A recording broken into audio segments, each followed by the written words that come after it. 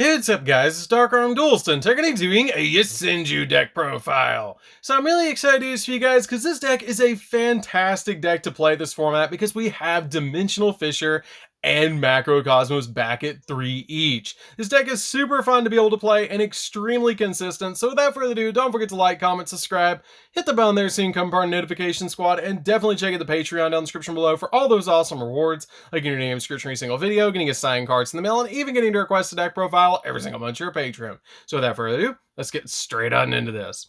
So first off, we're going to be playing 3 copies of Yosenju, 1. This card is a great 3 of in the deck, and all of your monsters actually share a common effect. If this card is normal summon, you can immediately after this effect resolves, normal summon an additional Yosenju monster from your hand, except another copy of this card, which is a great effect to be able to just swarm the field with all sorts of Yosenju monsters so that you can go in for game. But this card is a really awesome, unique effect that if you control another Yosenju monster, you can target one face-up card that your opponent controls and return it back to the hand. And this effect can only be used once while this card is facing on the field, and then during the end phase, if this card was normal summon this turn, return it back to the hand, which is a great effect to be able to just bounce this card back to the hand. We then play 3 copies of Yosenju 2. This card is a really good 3 of in the deck as well that has the ability this card can attack your opponent directly, but when it does so using this effect, the battle damage inflicted to your opponent is halved. But being able to do 900 points of damage is still pretty good with this card. We then play 3 copies of Yosenju, 3. This card is a really good 3 of in the deck as well, and it's actually the searcher of the deck with the ability that if this card is normal summoned, you can immediately have effect resolves, normal summon a Yosenju monster from your hand except another copy of this card, just like your copy of 1 and 2. But it also has the ability that when another Yosenju monster that you control inflicts battle damage to your opponent, you can add a Yosenju card from your deck to your hand, except another copy of 3, and you only use the effect of this card once per turn. All 3 of these monsters also share the ability that during the end phase, if this card was normal summoned this turn, you bounce them back to the hand, which is not that big of a deal because you're just going to summon all 3 of them again during the next turn. I then play 2 copies of Yosenju Sujik. Sujik is a really good 2 of in the deck to be able to just boost up Yosenju monsters on your side of the field, because this card has 2 fantastic effects. During the end phase, if this card was normal summoned this turn, you return it back to the hand, but it also has the ability you can only use each of the following effects this card once per turn. During either player's damage step, when a Yosenju monster you control battles an opponent's monster, you can discard this card and that monster that you control gains 1,000 attack points, which is a great effect to be able to use until the end of the turn. It also has the ability you can target one Yosenju monster on the field and it gains 1,000 attack until the end of the turn if this card is already on the field, which is a great effect to be able to use. I then play a single copy of Yosenju Izana. Izana is a really good 1 of in the deck. It gives you a lot of protection in this particular build, which is why I'm playing this card as a 1-up. This card is very similar to Sujik because it has the ability once per turn. During the end phase, if this card was normal summon this turn, return it back to the hand, and it has 2 really good effects. You can discard this card from your hand, and this turn your opponent cannot activate cards or effects when a Yosenju monster is normal or special summon, giving you a little bit of protection with your Yosenju monsters being summoned to the field. And if you control another Yosenju monster and this card's on the field, you get to draw a card, which is a pretty good effect just to be able to dig into the deck. The only time you got to watch out for that effect is if you already activated a copy of Pot of Extravagance that turn, because it won't allow you to draw.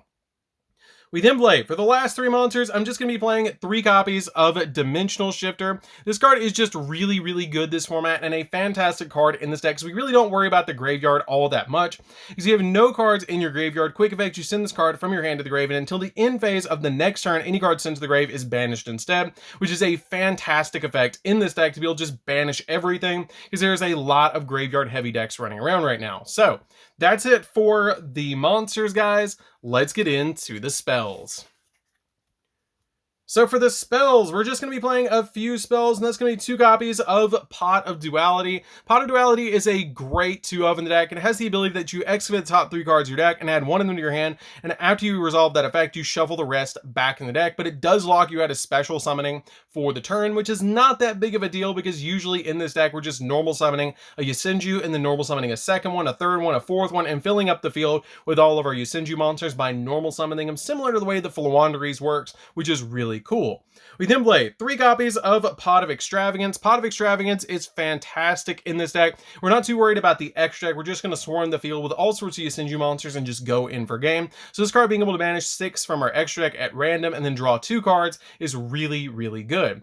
We then play 3 copies of Fire Formation Tenki.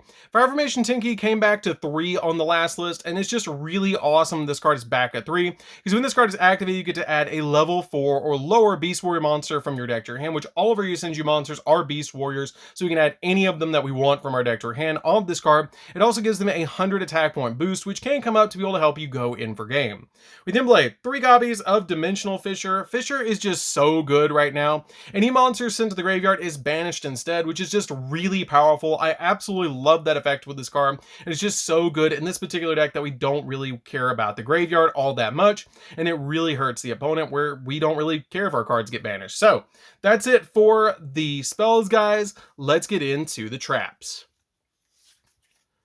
So for the traps, we're going to be playing 2 copies of Storming Mirror Force. Storming Mirror Force is really good in this deck because not a lot of people right now are expecting battle traps. So this card is just really good to be able to flip against the opponent, especially since all of your Yosenju monsters bounce themselves back to the hand. This card is great to be able to set to your side of the field because when an opponent's monster declares an attack, you return all of your opponent's attack position monsters back to the hand. You don't destroy them, you just bounce them back to the hand, which is a really good effect. Something else I considered playing in this position was Drowning Mirror Force instead because it bounces them back to the deck, but I really like Storming just in case I leave one of them on the field or they get effect veiled or something like that, and I still have one on the field by some means. This card is still live and can protect me from getting OTK'd.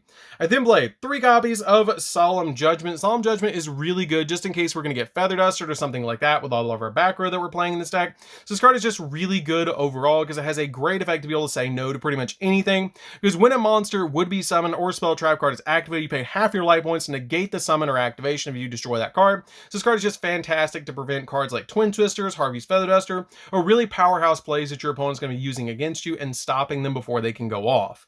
We then play 3 copies of Macrocosmos for the same reason that we played Dimensional Fissure. This card is really, really good in that because when this card is on the field, any card sent to the graveyard is banished instead, which is extremely powerful right now, especially with Tearlament being the best deck.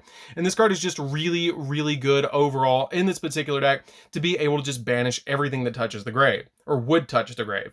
We then play 3 copies of Rivalry of Warlords. This card is super good because all we're playing is Beast Warriors in this deck, so each player can only control one type of monster, and you send all their face-up monsters on the field to the graveyard, but that one type that player is going to control. And since we're only playing Beast Warriors, really, this card comes in extremely handy for us because that's all we're summoning and can really stop the opponent in their tracks. And since we're only playing wind monsters in the main deck, we're also playing 3 copies of Gozen Match. Gozen plus Rivalry is a really good lock, especially with cards like Dimensional Fissure. You're locking down the graveyard and the types and attributes of monsters that your opponent can summon, which is really good because Gozen Match, each player can only control one attribute of monster, and since we're only playing wind, this card doesn't really affect us all that much. So these cards are just really, really, really good floodgates right now against the opponent, which is why I'm playing them at 3 each in this deck. So that's it for the traps, guys. Let's get into the extra deck. So for the extra deck, we are playing Pot of Extravagance in this deck, so we are playing a bunch of 2-ofs in here. So we're going to start off with 2 copies of Lightning Chidori. This is a wind monster, so you can summon it under Gozen Match, and it's really good to be able to bounce cards, so this card is a definite 2-of. We then play 3 copies of Utopia. Utopia is just really good in this deck overall, so we can make our copies of Utopia the Lightning. This card is fantastic to be able to go in for 5,000 attack points, and your opponent can't activate cards when you battle, which is just really, really good. I love this card in the deck. It's just an overall fantastic card to be able to summon as long as you don't have Gozen or Rivalry on the field. We then play 2 copies of Gaga Cowboy so we can cowboy for game. This card is so good in the deck to be able to just cowboy for game for the last 800, because a lot of times in this deck with cards like Yosenju Karma 2 and your copies of Karma 1, you'll be bouncing cards and attacking directly, so this card can help out a lot to be able to just do that last 800 points of damage, especially if you go into time with this deck. You can just basically make a copy copy of Cowboy if you don't have Goes in a Rivalry on the field, and then burn your opponent for 800, which is really good.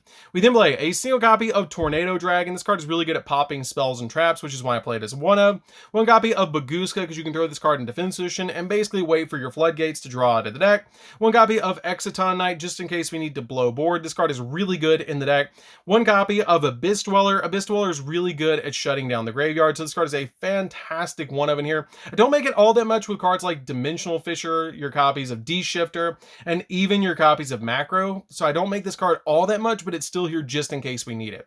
I then play 2 copies of Double A Zeus. Double A Zeus is just fantastic overall because we are playing pretty much all XZs in the extract, so this card can come in extremely handy. You can take out one of them if you want to for any other rank 4, because basically in the extract you're just running rank 4 toolbox for all the different rank 4s that you need. So that's it for the deck, guys. I hope you did enjoy it. This deck is super fun to be able to play. If you guys have never played Yosenju, you definitely should give this deck a try, especially right now where we have Dimensional Fisher, our copies of Macro, and our copies of Shifter at 3. This deck is just super good and really fun to be able to play, and it's really amazing all the floodgates you can actually play in this deck. So anyways, guys, this is Dark Arm Duels. Don't forget to like, comment, subscribe, hit the bell near so you can become part of the notification squad, and we'll see you guys in the next video. See you later, guys.